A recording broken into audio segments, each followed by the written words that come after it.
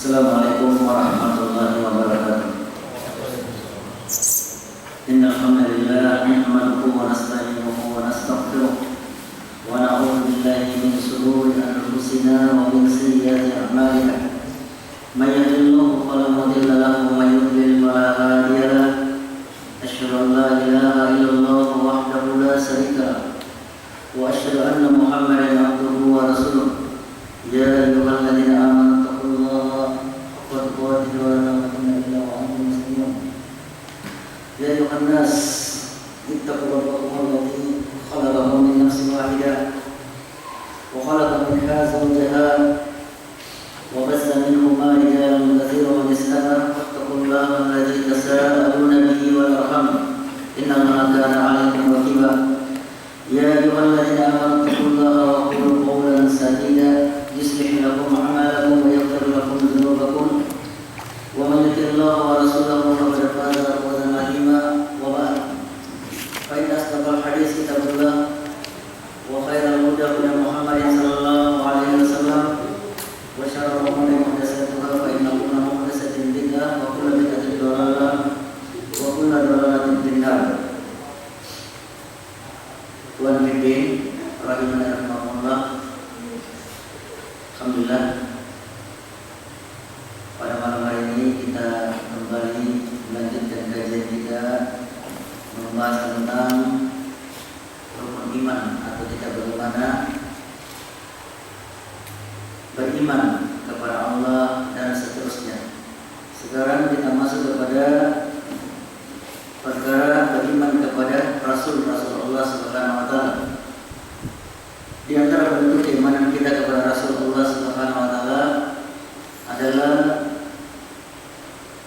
sikap kita kepada para sahabat Nabi sallallahu alaihi wasallam, yang mana Ahlussunnah wal Jamaah mencintai dan berwala kepada sahabat Nabi sallallahu alaihi wasallam sebagai bukti daripada kecintaannya kepada Rasulullah sallallahu alaihi wasallam.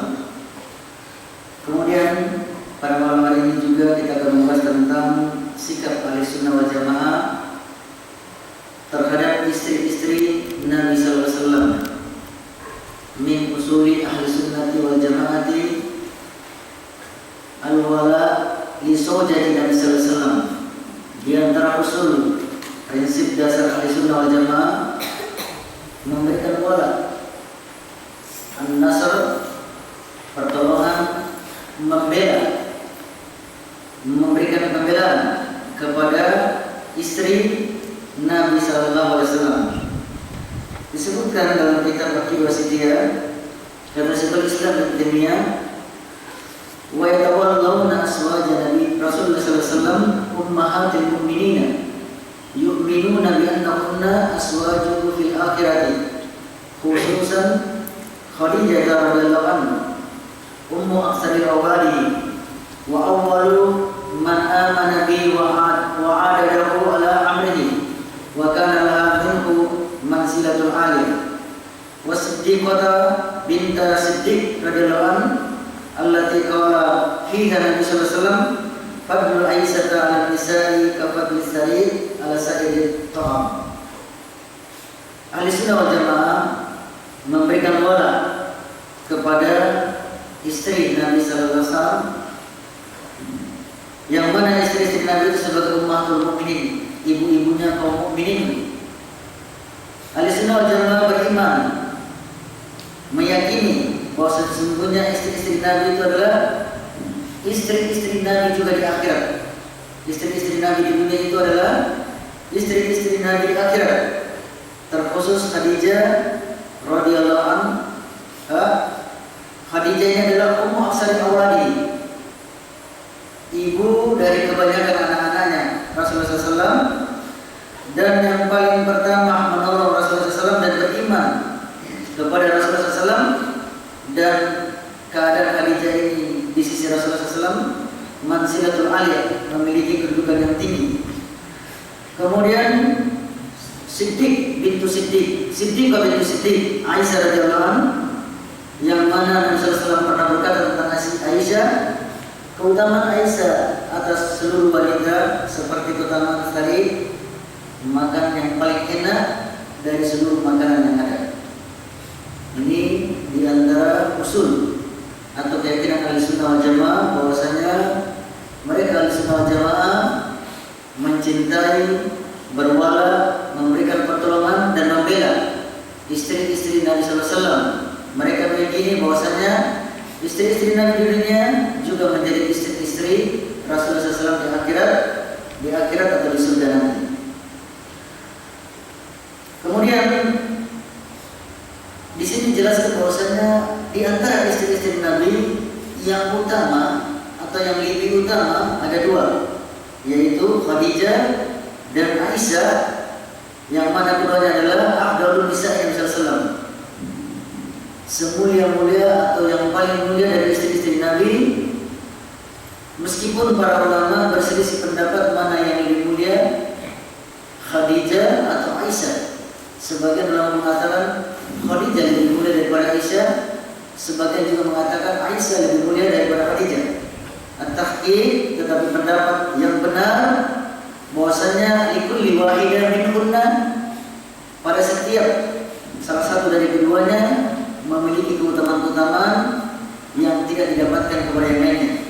Adapun Khadijah disebutkan oleh Syekhul Islam, Khadijah memiliki keutamaan bahwasanya dia adalah orang yang paling pertama memberikan pertolongan kepada Rasulullah SAW dalam perkaranya ketika beliau awal-awal diberikan atau diutus sebagai Nabi dan Rasul SAW, dalam keadaan Rasulullah SAW goncang, tetapi diberikan kekuatan atau diberikan hiburan oleh Aisyah Khadijah sehingga Rasulullah SAW menjadi kuat menerima wahyu tersebut. Kemudian di antara keutamaan Khadijah juga bahwasanya semua anak-anaknya Rasulullah SAW kecuali Ibrahim, semua anak-anaknya Rasulullah SAW dari Khadijah. Jadi tidak ada istri-istri, tidak ada dari selain daripada Khadijah, maka tidak melahirkan anak-anaknya Rasulullah SAW. Kemudian Aisyah di antara keutamaannya dibandingkan dengan Khadijah yang tidak juga dengan Khadijah, Aisyah adalah keutamaannya adalah at-ta'lim. Dia memiliki ilmu memberikan taklim atau pengajaran kepada sahabat-sahabat, khususnya mengenai persoalan-persoalan yang berhubungan dengan rumah tangga. Maka kebanyakan dalam hadis-hadis tentang masalah rumah tangga, nikah dan lain sebagainya, maka itu diriwayatkan oleh Aisyah radhiyallahu anha, yang mana ini memberikan manfaat yang besar kepada umat yang tidak ada pada diri Khadijah. Oleh karenanya yang benar bahwasanya kedua-duanya adalah istri yang paling mulia dan kedua-duanya memiliki keutamaan dari satu sisi dan memiliki keutamaan juga dari sisi yang lain. Kemudian disebutkan azwajul Nabi sallallahu alaihi wasallam. Siapa yang dimaksud dengan istri-istri Nabi sallallahu alaihi wasallam? Yang dimaksud dengan istri-istri Nabi adalah istri-istri yang dinikahi oleh Rasulullah sallallahu alaihi wasallam, dinikahi oleh Rasulullah sallallahu alaihi wasallam, maka itu adalah istri-istri Nabi. Jadi keluar daripada pengertian ini budak, bukanlah istri Nabi seperti Maria Al-Qibtiyah, ya, Maria Al-Qibtiyah yang melahirkan Ibrahim, maka dia ini adalah bukan istri Nabi sallallahu alaihi wasallam. Kemudian keluar juga dari pengertian istri Nabi yang merupakan ummahatul mukminin, ibu-ibunya kaum mukminin, adalah yang pernah dinikahi oleh Rasulullah SAW tetapi kemudian diceraikan sebelum kumpul. Di antaranya ada salah seorang, ada dua orang. Yang pertama dinikahi oleh Rasulullah SAW, kemudian Rasulullah SAW menceraikannya disebabkan karena dia melihat ada satu penyakit kulit di pinggangnya, maka Rasulullah menceraikannya. Yang kedua, ada seseorang yang telah dinikahi oleh Rasulullah SAW, kemudian dia tidak tahu bahwasanya yang menikahi adalah Rasulullah SAW. Kemudian setelah Rasulullah menemuinya, dia mengatakan auzubillah minka, saya berlindung kepada darimu. Maka dengan perkataannya ini diceraikanlah Rasulullah SAW menceraikannya setelah dia mengetahui bahwasanya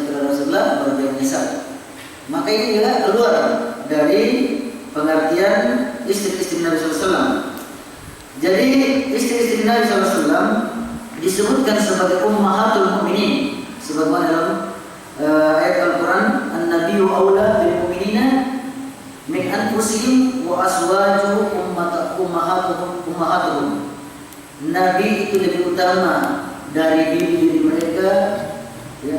Nabi itu lebih utama bagi orang mukmin, lebih utamakan bagi orang mukmin daripada diri mereka. Jadi orang mukmin itu kita sebagai orang mukmin lebih mengutamakan Nabi daripada diri kita. Kemudian azwajuhu dan istri-istri Nabi merupakan ummahatuhum sebagai ibu-ibunya kaum mukminin.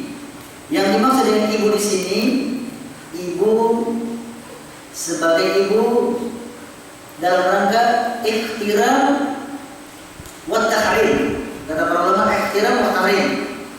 Ibunya kaum mukminin yaitu ikhtiram, dimuliakan, wa tahrim, dan tidak boleh dinikahi. Ya, tidak boleh dinikahi. Janda Rasulullah SAW tidak boleh dinikahi karena disebut sebagai ibunya kaum mukminin.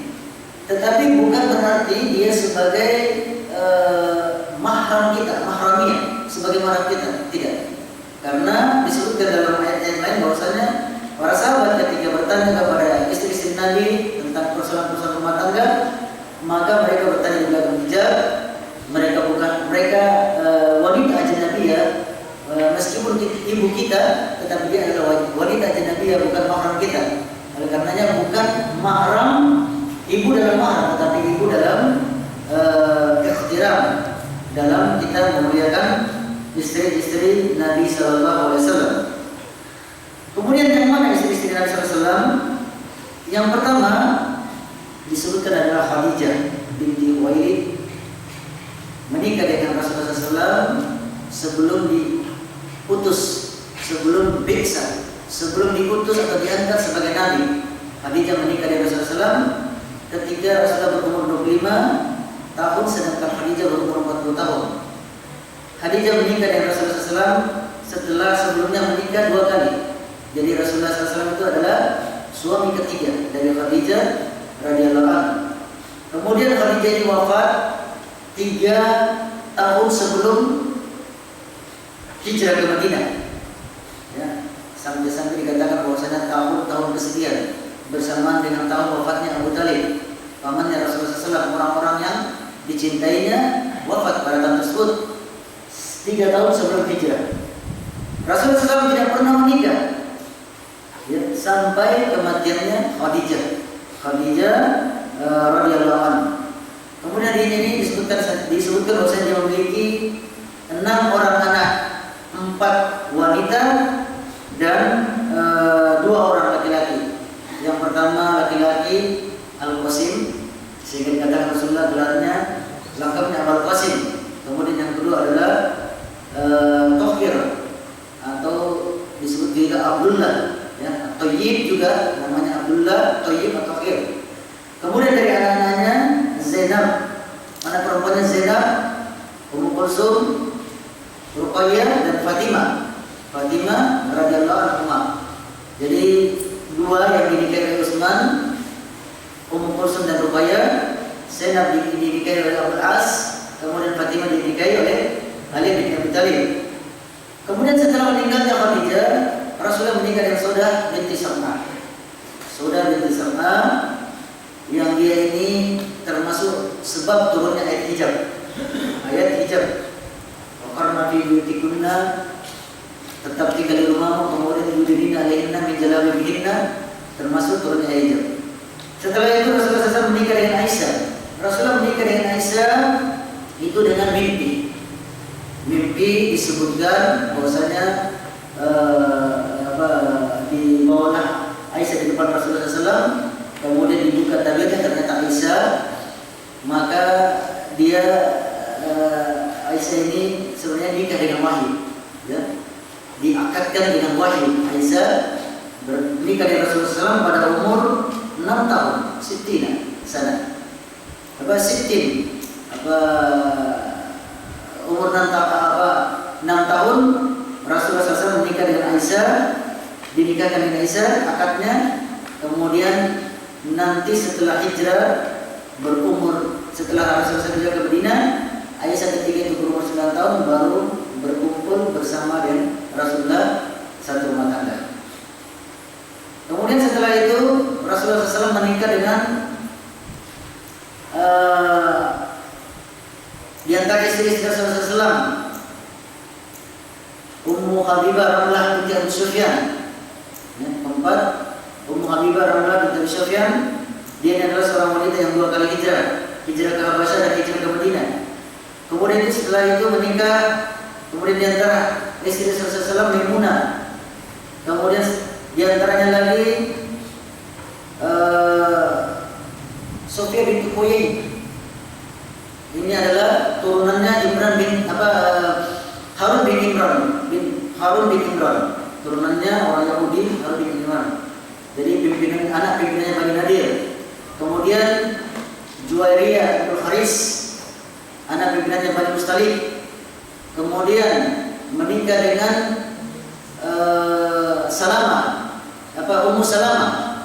Ummu Salamah ini yang sebelumnya suaminya adalah Abu Salamah. Abu Salamah ketika meninggal, kata Ummu Salamah, disebutkanlah, katakanlah inna lillahi wa inna ilaihi raji'un, Allahumma aflih bi khairan minha, ajurni minha wa aflih bi khairan minha. Dikatakan bahwasanya bacalah ini, kalau buat timba musibah bacalah ini, inna lillahi wa inna ilaihi raji'un. Kemudian meminta doa, ya Allah berikanlah pahala dari musibah yang menimpa aku ini, kemudian gantikanlah aku yang lebih baik. Kemudian ada terbetik dalam hatinya, siapakah yang lebih baik dari suaminya? Adakah orang yang lebih baik dari Abu Salamah suaminya? Maka tetap dia membaca doa tersebut, kemudian digantikan oleh Rasulullah SAW. Tentunya Rasulullah adalah lebih baik daripada Abu Salamah suaminya. Kemudian setelah itu, di antara yang dinikah oleh Rasulullah SAW adalah Hafsah binti Umar, anaknya Umar. Kemudian Zainab binti Jahsi. Kemudian Zainab binti Husaimah, termasuk Ummul Masakin. Disebut Ummul Masakin, dia adalah orang yang paling suka memberikan sedekah kepada orang-orang miskin.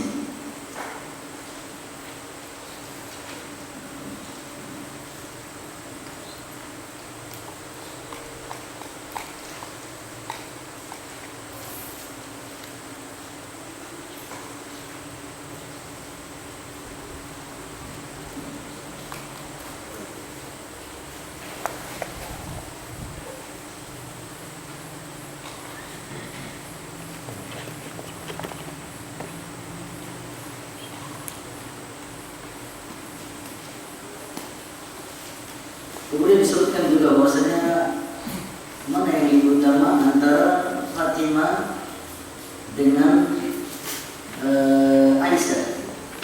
Disebutkan dalam hadis bahwasanya Fatimah ini termasuk Sayyidah Imra'ata fil Jannah, pimpinannya wanita di surga. Kemudian dari segi nasab, Fatimah lebih tinggi kedudukannya daripada Aisyah. Oleh karena disebutkan dalam hadis bahwasanya kata Rasulullah, kamu dan rijal kathir, orang-orang yang sempurna dari kalangan laki-laki itu banyak. Walam yukammin minan nisa illa Asya imra'atu Fir'aun, dan tidak ada yang sempurna di kalangan wanita kecuali hanya 4 orang, di antaranya Asya istri Fir'aun, Maryam binti Imran ibunya Nabi Isa alaihissalam, kemudian Khadijah binti Khuwailid, dan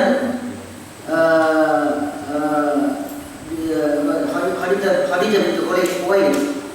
Kemudian disebutkan bahwasanya Fatimah ini juga termasuk orang yang paling mulia, atau bahkan sebagian ulama mengatakan asrafu min Aisyah, lebih mulia daripada Aisyah kalau dinisbatkan kepada nasab dan dinisbatkan kepada nanti di surga, karena dia termasuk pemimpin dari wanita-wanita di surga.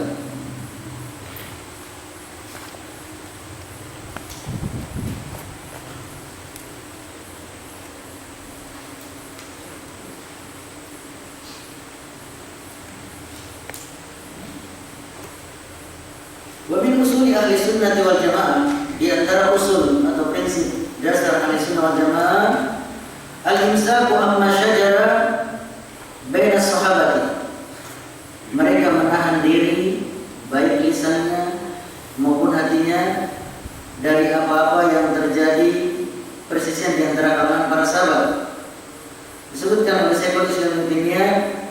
yumsikuna amma syajara baina sahabati wa yaquluna inna hasil athar marwiyata fi masawihim. Ahlussunnah wal Jamaah menahan dirinya dari berbicara yang tidak benar dari perkara-perkara yang terjadi di antara kalangan para sahabat. Perselisihan di antara kalangan para sahabat, Ahlussunnah menahan dirinya. Mereka mengatakan bahwasanya sesungguhnya asar-asar yang diriwayatkan kepada para sahabat dengan asar-asar kejelekan, minha di antaranya itu ada yang kadzib, ada yang dusta, di antaranya juga ada yang ditambah, ada yang dikurangi, di antaranya juga ada yang buira an wajhi, di antaranya ada yang dirubah. Jadi asar-asar atau berita-berita atau kabar-kabar yang dinisbahkan kepada sahabat Rasulullah dari kejelekan-kejelekan mereka itu ada yang ditambah, ada yang dirubah, bahkan ada yang dikurangi, dirubah atau dikurangi dari posisi sebenarnya. As-sahihu minhu hum timo mu'azziruna. Yang sahih bahwasanya para sahabat ketika mereka melakukan kesalahan, mereka itu adalah orang-orang yang diberikan usul. Imma mustahiluna musibuna wa imma mustahiluna mukhtiuna. Boleh jadi para sahabat itu ketika mereka melakukan kesalahan, boleh jadi mereka adalah orang yang beristihad, dan istihadnya seorang yang beristihad boleh jadi benar, boleh jadi salah. Kalau benar berarti dapat pahala 2, kalau salah berarti dapat pahala 1. Wa hum ma'adzalika la ya'taqiduna anna kulla wahidin min ashabati ma'sum anil kaba'ir ismi wa saghairi bal yajuzu alaihim az-dzunubu fil jumlah. Bersama dengan demikian ini, Ahlussunnah wal Jamaah tidak meyakini bahwasanya para sahabat itu adalah orang yang maksum. Sahabat atau setiap salah seorang dari sahabat tidak maksum. Itu yang diyakini oleh Ahlussunnah wal Jamaah, karena mereka bukan nabi, bukan rasul. Mereka tidak maksum. Dan boleh jadi dosa itu ada pada mereka. Boleh jadi karena tidak maksumnya seorang sahabat itu berbuat dosa, baik yang besar atau yang kecil. Akan tetapi meskipun mereka para sahabat ada memiliki dosa-dosa, menurut Ahlussunnah wal Jamaah, walahum minas sawabiqi wa fadail ma yujibu maghfirah.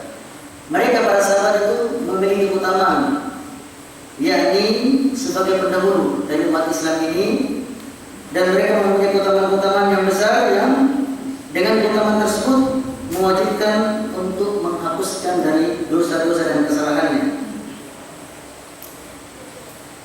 Hatta innahum yughfaru lahum min as-sayyi'ati ma la yughfaru liman ba'dahu. Bahkan ada di antara para sahabat yang mereka itu diampuni dari kesalahan-kesalahannya yang tidak diampuni bagi orang yang lain. Li'anna lahum min al-hasanati allati tamhu as-sayyi'ati ma laysa liman ba'dahu. Karena sesungguhnya mereka memiliki kebaikan-kebaikan yang akan menghapuskan kesalahan-kesalahan yang tidak ada pada mereka. Di sini banyak disampaikan tentang masalah-masalah kaidah-kaidah tentang Ahlussunnah wal Jamaah dalam bersikap kepada para sahabat. Disebutkan tadi bahwasanya para sahabat meskipun mereka melakukan kesalahan-kesalahan, tetapi kesalahan-kesalahannya itu diampuni oleh Allah SWT dengan sebab keutamaan-keutamaan yang ada pada mereka. Kemudian yang dijelaskan oleh Syekh Muhammad Khalil Kharas bahwasanya Ahlussunnah wal Jamaah wajib menahan diri dari perkara-perkara yang terjadi di kalangan para sahabat, perselisihan mereka, perselisihan antara Ali dan Muawiyah, perselisihan antara Ali dan Aisyah dengan Talha dan Zubair. Wajib bagi Ahlussunnah untuk menahan diri dari membicarakan tentang kejelekan-kejelekan mereka. Dan ini merupakan ujian bagi kaum muslimin.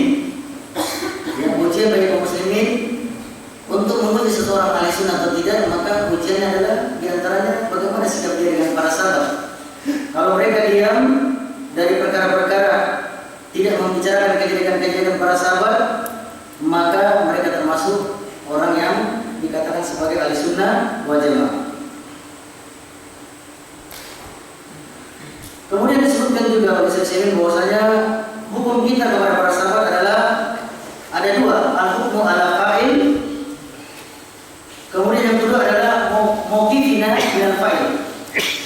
Jadi beberapa kejadian-kejadian atau presiden dalam para sahabat, bagaimana sikap kita? Sikap kita yang pertama kata Syekh, al-hukmu ala fa'il. Al-hukmu ala fa'il adalah sebagaimana telah terdahulu bahwasanya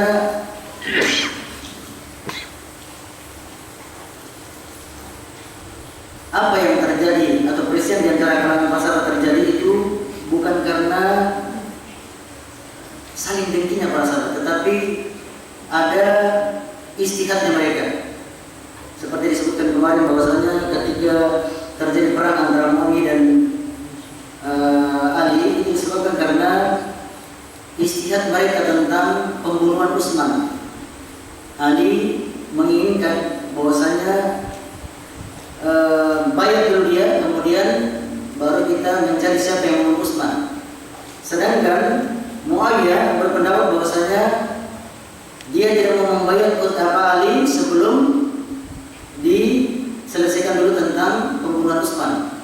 Maka perbedaan istihad ini kata saya bahwasanya pendapat yang lebih benar atau lebih dekat daripada kebenaran adalah pendapatnya Ali bin Abi Thalib, meskipun pendapatnya Utsman Muawiyah adalah pendapat yang salah, tetapi karena dia beristihad maka dia mendapatkan satu pahala. Jadi hukum kita tentang perbuatan sahabat yang bersisi bahwasanya mereka adalah mustahid. Mereka adalah orang-orang yang beristihad. Kata Rasulullah SAW, "Iza istaral hakim," ketika seorang hakim beristihad, fa'asal kalau ajran, kalau dia benar dapat 2 pahala, fa'akhta kalau ajrun, kalau dia salah dapat 1 pahala. Kemudian mauqif kita dari perbuatan tersebut, wajib bagi kita adalah al-insaf, menahan diri, tidak ikut-ikut mencela Muawiyah, tidak juga ikut-ikut mencela Ali bin Abi Thalib, karena mereka adalah sahabat Rasulullah SAW. Kata Rasulullah SAW, "La tasubbu ashabi," jangan mencela sahabatku, jangan mencela sahabatku.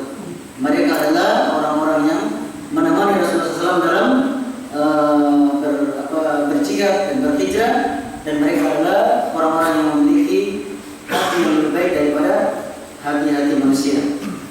Sebagaimana disebutkan oleh Abdullah bin Mas'ud radhiyallahu anhu, kata Abdullah bin Mas'ud dalam satu asar yang sahih, "Inna Allah nadara qulubal ibadi fa wajada qalba Muhammad sallallahu alaihi wasallam khairal qulubil ibad fa ba'athahu bi risalah."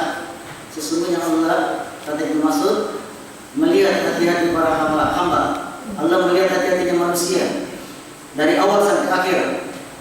Maka Allah mendapatkan hati yang terbaik adalah hatinya Rasulullah SAW. Maka fastafahu, Allah memilih dia dan mengutus dia dengan risalah. Tsumma nazara ila qulubi ibad ba'da qalbi Nabi SAW.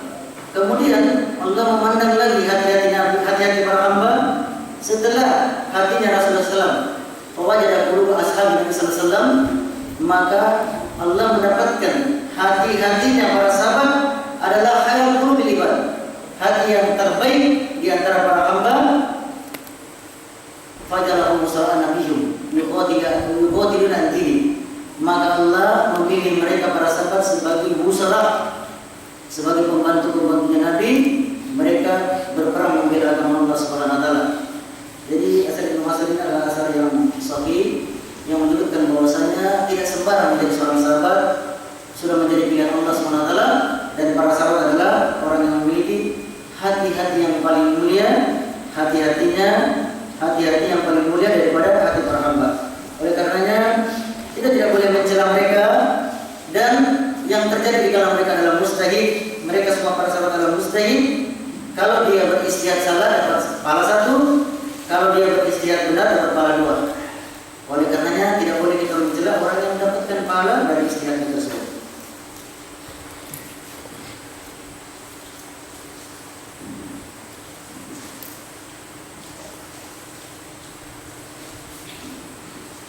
Kemudian disebutkan juga tadi bahwasanya Ahlussunnah wal Jamaah la ya'taqiduna anna kulla wahidin minas sahabati ma'sum 'anil kaba'ir. Ahlussunnah wal Jamaah tidak meyakini bahwasanya para sahabat itu atau salah seorang dari para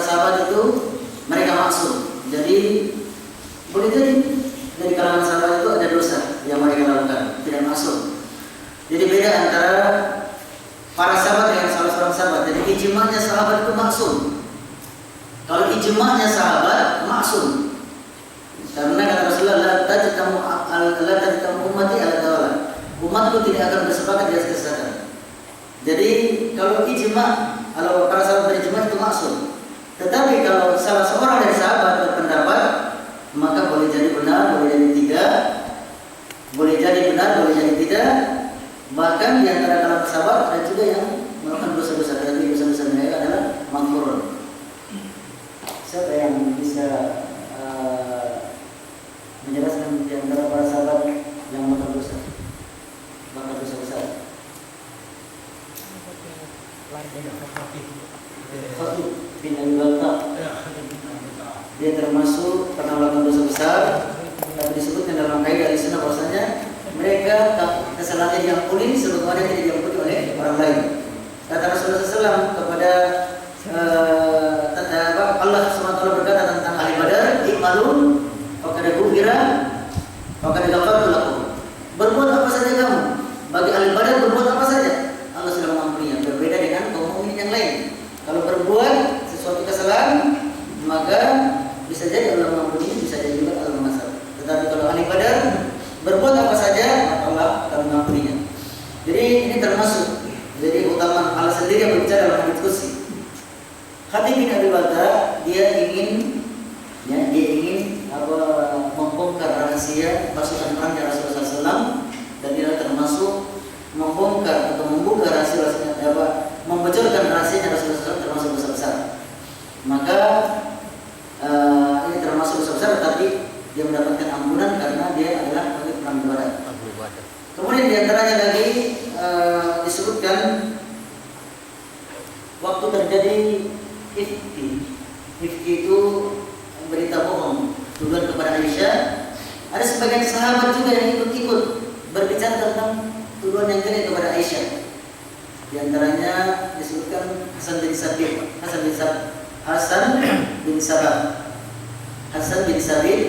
di antaranya juga iparnya Rasulullah SAW, Hamnah binti Jahsy. Ini adalah ikut juga menyebarkan isu-isu berita jelek kepada Aisyah. Maka mereka dicambuk 80 kali cambukan, menuduh orang-orang yang orang-orang yang bersih dari bersihnya, maka mereka dicambuk. Ini juga termasuk dosa besar. Kemudian juga ada di kalangan sahabat dulu, sahabiyah yang mencuri dari Bani Maksumiyah. Ada yang mencuri sehingga diutuslah Usamah bin Zaid untuk membicarakan kepada Rasulullah agar mereka yang mencuri ini tidak dipotong tangannya. Maka Rasulullah marah, maka orang yang bikin ini tetap dipotong tangannya. Demikian juga ada di antara sahabat yang gulul itu maksudnya mengambil rampasan perang sebelum dibagi, berkhianat. Kemudian juga ada di antara para sahabat yang berzina, seperti wanita Al-Ghamidiyah, ya. Wanita Al-Ghamidiyah yang dia berzina kemudian bertobat, kemudian dihukum rajam, minta dihukum rajam, bertobat kepada Allah Subhanahu wa taala. Maka disebutkan oleh Ahlussunnah wal Jamaah bahwasanya di antara sahabat bisa terjadi dosa dan kesalahan pada mereka. Tetapi dosa-dosa mereka itu meskipun besar, mereka mendapatkan ampunan dan dihapuskan dosa-dosanya disebabkan karena keutamaan mereka. Di antara keutamaannya mereka adalah orang-orang yang berhijrah, menolong Rasulullah SAW. Mereka adalah orang-orang yang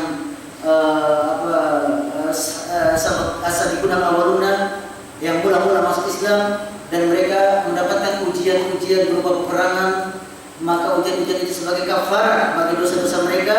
Maka semuanya ini adalah perkara-perkara yang mewajibkan dia tercucinya dosa-dosanya para sahabat Rasulullah SAW. Dan bagi mereka orang-orang yang telah melakukan dosa besar, mereka bertobat kepada Allah SWT dan diterima tobatnya, dan disaksikan oleh Rasulullah SAW bahwasanya tobatnya mereka diterima oleh Allah Subhanahu wa taala.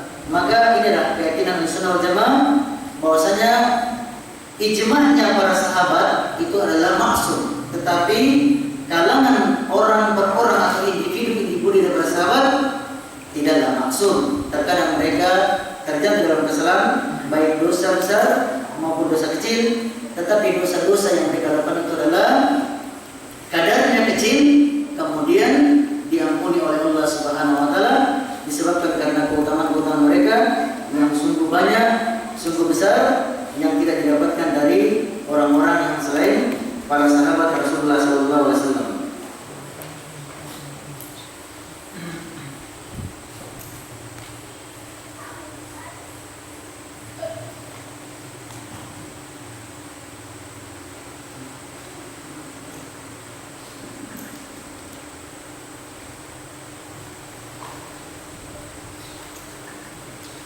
Kemudian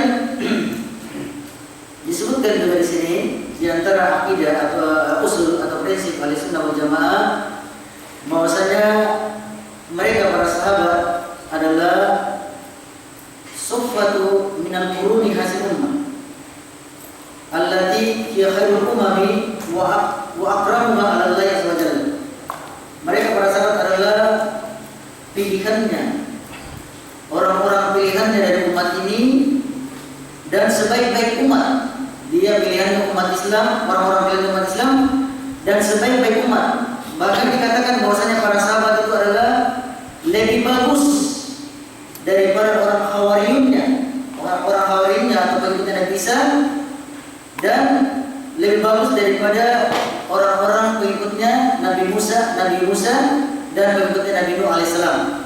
Jadi sahabat-sahabatnya Nabi Nuh, Nabi Musa, Nabi Isa, Al-Hawariyun, mereka para sahabat adalah lebih bagus karena mereka adalah sahabat dari Nabi yang termulia, maka mereka juga adalah sahabat yang termulia daripada sahabat-sahabat para Nabi.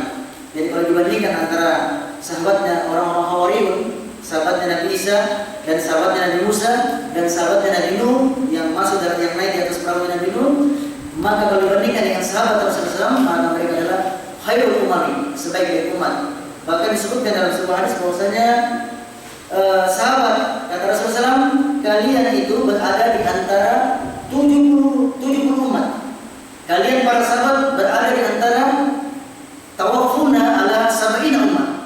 Kalian berada di antara 70 umat. 70 umat, tetapi kalian adalah orang yang terbaik.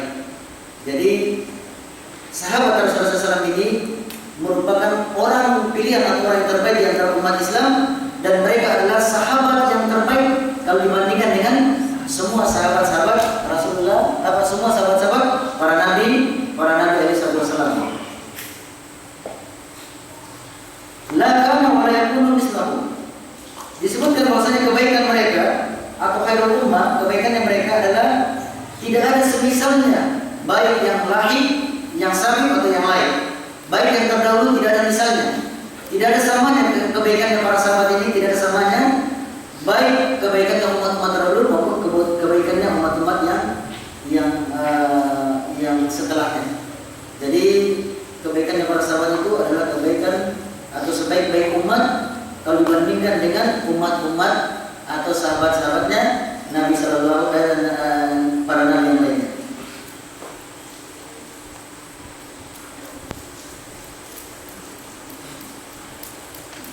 Kemudian disebutkan juga bahwasanya kata Rasulullah SAW, khairun nas qarni, summal ladzina yalunahum, summal ladzina yalunahum. Sebaik-baik manusia adalah qarni. Kata Rasulullah SAW, sebaik-baik manusia adalah qarni, adalah di zamanku atau sahabatku. Kemudian setelah itu tabi'in, kemudian setelah itu adalah atba'ut tabi'in. Disebutkan dalam ayat yang lain, kuntum khairul ummah, kalian adalah umat yang terbaik. Rasulullah mengatakan sebaik-baik umat adalah sahabatku. Allah mengatakan kuntum khairul ummah, kalian adalah umat yang terbaik dibandingkan dengan umat-umat yang lain. Jadi para sahabat Rasulullah SAW adalah umat yang terbaik dibandingkan dengan umat-umat yang lain. Sahabat yang terbaik dibandingkan sahabat-sahabat para nabi yang lain. Kemudian disebutkan tadi khairun nas qarni, summal ladzina yalunahum, summal ladzina yalunahum. Sebaik-baik manusia adalah di zamanku, kemudian setelahnya. Jadi sahabat tabi'in dan atba'ut tabi'in. Sahabat tabi'in dan atba'ut tabi'in adalah berkisah sekitar 120 tahun setelah hijrah. Jadi orang yang berada di orang yang berada di waktu 120 tahun Hijriah, maka dia adalah khairul qurun mufaddalah, sebaik-baik qurun yang diutamakan, yang diberi rekomendasi oleh Rasulullah SAW. Ya. Jadi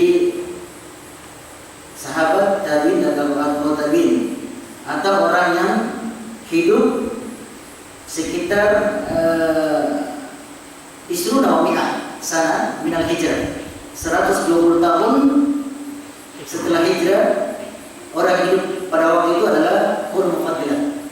Kemudian disebutkan di antara sahabat yang paling terakhir meninggal adalah Tufail Amir bin Wasil Al-Laisi. Dia meninggal tepat berumur 120